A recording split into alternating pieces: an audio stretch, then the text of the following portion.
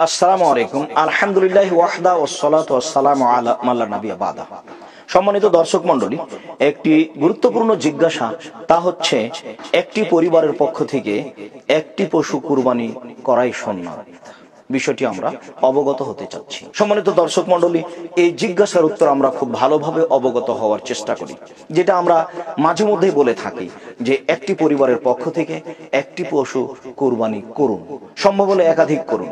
আমরা আপনাদের সামনে এই বিষয়ে প্রায় 4টি হাদিস পেশ করতে চাচ্ছি যে রাসূল সাল্লাল্লাহু আলাইহি সাল্লাম পরিবারের পক্ষ থেকে একটি পশু নিজে কুরবানি করেন, সাহাবীগণ করেন। রাসূল সাল্লাল্লাহু আলাইহি সাল্লামের সামনে এর বাস্তবতা ঘটে। সাথে সাথে সাত পরিবারের পক্ষ থেকে একটি পশু কুরবানি করবে এমন কোনো কথা আমরা আপনাদের সামনে পেশ করতে পারিনি। সম্মানিত দর্শক মণ্ডলী, আমরা একটি পরিবারের পক্ষ থেকে একটি পশু কুরবানি করতে হবে মর্মে একাধিক সহিহ হাদিস পেশ করতে চাইছি, যা ধারাবাহিক আমরা আপনাদের সামনে পেশ করব বলে মনে করছি। দেখুন, ইবনে মাজাহ হাদিস গ্রন্থের 3147 নম্বর হাদিসে রয়েছে, আতা ইবনে ইয়াসার রাদিয়াল্লাহু তাআলা আনহু বলেন, আমি আবু আইয়ুব আনসারী রাদিয়াল্লাহু তাআলা আনহুকে জিজ্ঞাসা করেছিলাম, কাইফা কানাতিল আযাহি ফিকুম আলা আহদি রাসূলিল্লাহ সাল্লাল্লাহু আলাইহি ওয়াসাল্লাম, আপনাদের মাঝে রাসূলের যুগে কুরবানি কেমন ছিল, কিভাবে তারা কুরবানি করতেন। এইটি হলো জিজ্ঞাসা আবু আইয়ুব আনসারী রাদিয়াল্লাহু তাআলা আনহুর নিকটে। তিনি উত্তরে বলেন, কানা রাজুলু ফি আহদিন নবী সাল্লাল্লাহু আলাইহি সাল্লাম ইউযাহি বিশাতি আনহু আন আহলি বাইতিহি, রাসূলের যুগে কোন একজন ব্যক্তি বা ব্যক্তিবর্গ একটি ছাগল কুরবানি করতেন, আনহু নিজের পক্ষ থেকে, আন আহলি বাইতিহি এবং পরিবারের পক্ষ থেকে। ফায়াকুলুনা, তারা সপরিবারে সবাই মিলে খেতেন, হয়তো এমুনা, এবং তারা অন্যদের দিতেন। সম্মানিত দর্শক মণ্ডলী, অত্র হাদিসে বোঝা যাচ্ছে যে তারা পরিবারের পক্ষ থেকে একটি পশু কুরবানি করতেন। পরবর্তীতে মানুষের অর্থ সম্পদ বেশি হয়ে গেলে মানুষ একটি পরিবারের পক্ষ থেকে একাধিক পশু কুরবানি করেন।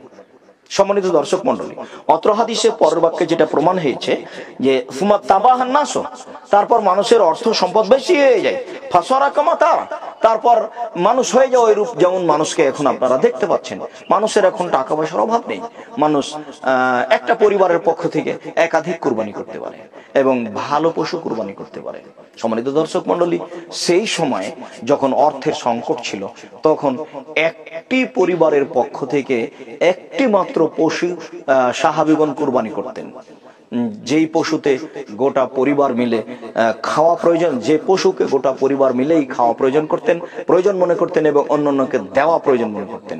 সাথে সাথে বাক্যের শেষে বোঝা যাচ্ছে যে টাকা পয়সা বেশি হয়ে গেলে মানুষ পরিবারের পক্ষ থেকে একাধিক পশু কুরবানি করেন।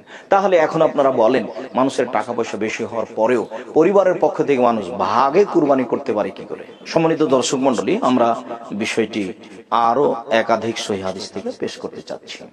আয়েশা রাদিয়াল্লাহু তাআলা আনহা বলেন, আন্না রাসূলুল্লাহ সাল্লাল্লাহু আলাইহি সাল্লাম নাহারা আন আলি মুহাম্মাদিন ফি হাজ্জাতিল ওয়াদায়ে বাকারাতান ওয়াহিদা, রাসূল সাল্লাল্লাহু আলাইহি ওয়াসাল্লাম তার পরিবারের পক্ষ থেকে বিদায় হজে একটি উট কুরবানি করেছিলেন। ইবনে মাজাহ হাদিস নাম্বার 3135। ইবনে মাজাহ গ্রন্থের 3135 নাম্বার হাদিসটি সহিহ, যে হাদিসে আয়েশা রাদিয়াল্লাহু তাআলা আনহা বলেন যে রাসূল সাল্লাল্লাহু আলাইহি সাল্লাম তার পরিবারের পক্ষ থেকে বিদায় হজে একটি গরু কুরবানি করেছিলেন। সম্মানিত দর্শক মণ্ডলী, মানুষের পয়সা বেশি হলে পরিবারের পক্ষ থেকে একটি গরু বা উট কুরবানি করবেন। যদি সম্ভব না হয় তাহলে খাসি কুরবানি করবেন, সম্ভব না হলে ছাগি কুরবানি করবেন, সম্ভব না হলে ভেড়া ভেড়ি কুরবানি করবেন। সম্মানিত দর্শক মণ্ডলী, আমরা আপনাদের সামনে আরো কিছু হাদিস দেখাতে চাচ্ছি। মেখনাফ ইবনে সুলাইম রাদিয়াল্লাহু তাআলা আনহু বলেন, কুন্না ওকুফান মা রাসূলিল্লাহ সাল্লাল্লাহু আলাইহি ওয়াসাল্লাম, আমরা আরাফার মাঠে বিদায় হজে রাসূল সাল্লাল্লাহু আলাইহি ওয়াসাল্লামের পাশে অবস্থান করছিলাম। ফাসামাইতুহু ইয়াকুল, তিনি বলছিলেন, আমরা শুনলাম, তিনি বলছিলেন, ইয়া আইয়ুহান নাস, হে উপস্থিত জনগণ, ইন্না আলা কুল্লি আহলি বাইতিন ফি কুল্লি আমিন উযিয়া, নিশ্চয় প্রত্যেক পরিবারের পক্ষ থেকে প্রতি বছর একটি পশু কুরবানি করতে হবে। সম্মানিত দর্শক মণ্ডলী, অত্র সহিহ হাদিসটি আবু দাউদ, নাসাই, ইবনে মাজাহ এসব গ্রন্থে রয়েছে। আমরা অত্র হাদিসটি মেশকাত গ্রন্থের 1478 নম্বর হাদিস থেকে পেশ করছি। মেশকাত গ্রন্থের 1478 নম্বর হাদিসে রয়েছে, রাসূল সাল্লাল্লাহু আলাইহি সাল্লাম তার বিদায় হজের ভাষণে বলেছেন উপস্থিত জনগণকে যে প্রত্যেক পরিবারের পক্ষ থেকে প্রতি বছর অন্তত একটি প্রাণী কুরবানি করতে হবে। অত্র সহিহ হাদিসটি প্রমাণ করে যে একটি পরিবারের পক্ষ থেকে একটি পশু কুরবানি করতে হবে। সম্ভব হলে উট, সম্ভব না হলে ষাঁড়, সম্ভব না হলে খাসি, সম্ভব না হলে ছাগি, সম্ভব না হলে ভেড়া ভেড়ি। সম্মানিত দর্শক মণ্ডলী, আমরা আপনাদের সামনে বুখারী মুসলিম থেকেও আরেকটি হাদিস পেশ করছি। সম্মানিত দর্শক মণ্ডলী, আমরা আপনাদের সামনে বুখারী মুসলিম গ্রন্থ থেকে আরেকটি হাদিস পেশ করে আপনাদেরকে দেখাতে চাচ্ছি যে রাসূল সাল্লাল্লাহু আলাইহি সাল্লাম পরিবারের পক্ষ থেকে একটি পশু কুরবানি করতেন। আয়েশা রাদিয়াল্লাহু তাআলা আনহা বলেন, রাসূল সাল্লাল্লাহু আলাইহি সাল্লাম একটি শিংওয়ালা ভেড়া কুরবানি করার জন্য ক্রয়ের জন্য আদেশ করেছিলেন। যেই ভেড়াটি কালোতে শয়, কালোতে হাঁটে, কালোতে দেখে, তার নিকটে এরকম একটি প্রাণী নিয়ে আসা হলো। তিনি আমাকে বললেন, আয়েশা, ছুরি নিয়ে আসো, ছুরিটি ধারালো করে নিয়ে আসো পাথরের সাহায্যে। আমি তাই করলাম। তিনি ছুরি হাতে নিলেন এবং ভেড়াটিও হাতে নিলেন। তিনি ভেড়াটিকে মাটিতে ফেলে দিলেন, তারপরে তিনি কুরবানি করলেন। সম্মানিত দর্শক মণ্ডলী, পরের বাক্যটি দেখুন। সুমা কালা, তারপর তিনি বললেন, বিসমিল্লাহ, আল্লাহর নামে কুরবানি করছি।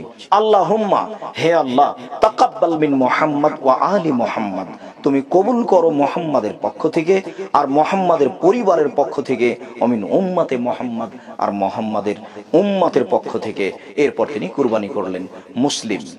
হাদিসটি আমরা আপনাদের সামনে পেশ করছি মেশকাত গ্রন্থ থেকে 1454 নম্বর হাদিস।